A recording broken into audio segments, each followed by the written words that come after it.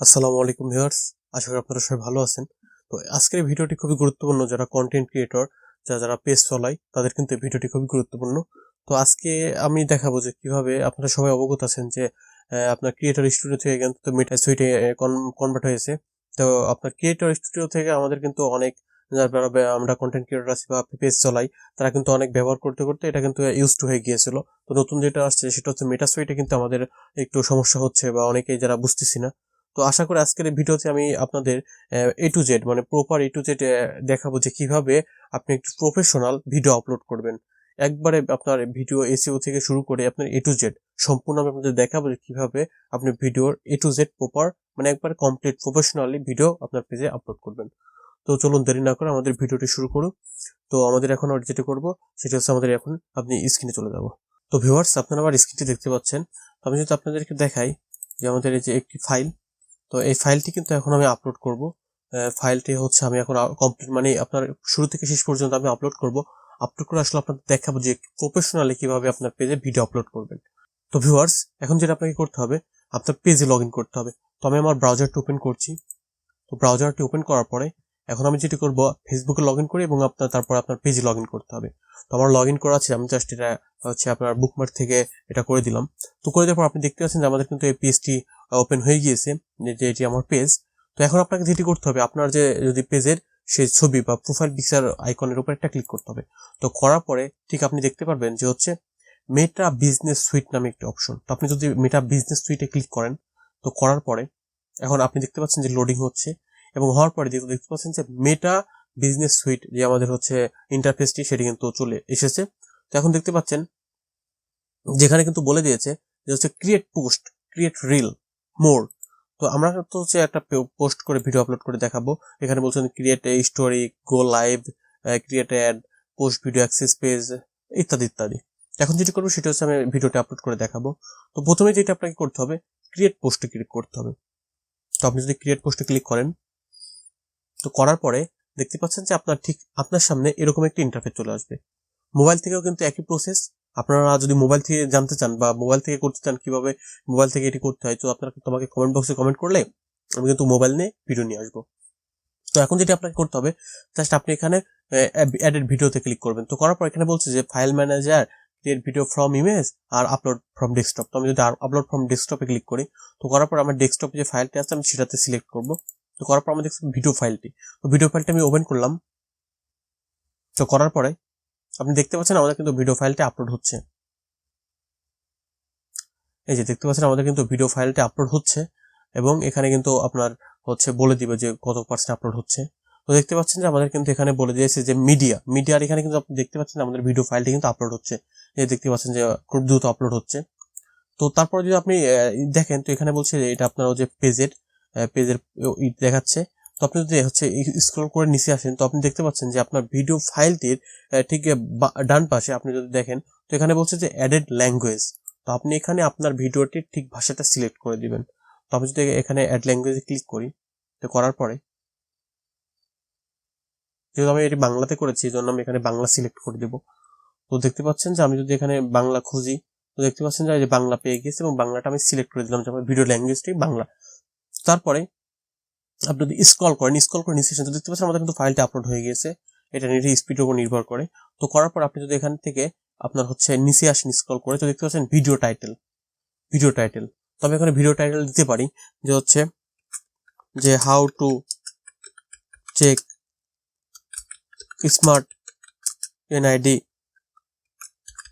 Card status. তো আমি এটা দিলাম, সরি হ্যাঁ। তো আমি এটা দিলাম যে আমাদের ভিডিওর টাইটেলটা হবে how to check smart NID card status. তো এটা আমি তো কন্ট্রোলে সিলেক্ট করে এখানে আমি ডেসক্রিপশনে দিয়ে দিলাম যে হচ্ছে আমাদের ভিডিওটা। আপনি ডেসক্রিপশনে আরো লিখতে পারেন যে হচ্ছে আমি এই ভিডিওতে এইভাবে ঠিক এভাবে দেখাচ্ছি, মানে আপনি এখানে ডেসক্রিপশনে আপনি বিস্তারিত ব্যাখ্যা আকারে লিখতে পারেন। তো আমি এখানে জাস্ট আপনাদের দেখাচ্ছি, লিখলাম না গো, আমি ওটি কপি করে দিয়ে দিলাম। তো করার পর আপনি এখানে দেখতে পাচ্ছেন যে ঠিক নিচে আসলে এখানে বলছে যে থাম্বনেইল। তো এখন বলছে যে আপনি মানে থাম্বনেইলটা কি দিবেন, ভিডিওর মধ্যে এগুলো দিবেন নাকি আপলোড করবেন।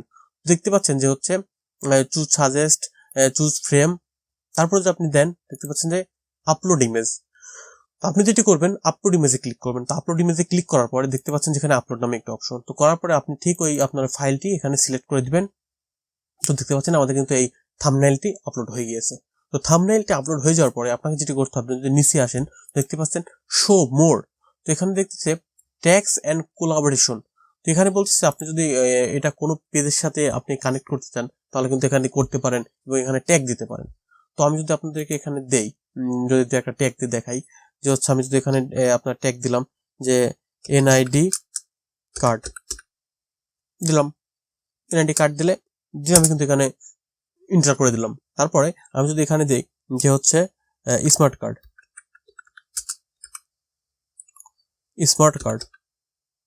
তো স্মার্ট কার্ড লিখে আমি এন্টার করে দিলাম, তাহলে কিন্তু আমাদের স্মার্ট কার্ডও ট্যাগটাও নিয়ে নিল। তো তারপরে যদি আমি আপনাদের এখানে দেখাই যে হচ্ছে যে স্মার্ট কার্ড NID কার্ড দিলাম, আর দিলাম যে বাংলাদেশ দিয়ে দিলাম, বাংলাদেশ। আমি যদি এন্টার করি তাহলে কিন্তু আমাদের বাংলাদেশটাও নিয়ে নিয়েছে। এখন যেটা বলতেছেন যে হচ্ছে কোলাবোরেশন বিষয়টা হচ্ছে আপনার যদি বড় কোনো পেজ থাকে বা আপনি যদি আপনার যদি বড় পেজ থাকে বা আপনি যদি ছোট পেজের থেকে ভিডিও আপলোড করতে চান, আপনার বড় পেজের সাথে মানে দুইটা পেজ যদি আপনি একসাথে কানেক্ট করতে চান তাহলে কিন্তু এটাই হচ্ছে আপনার কোলাবোরেশন।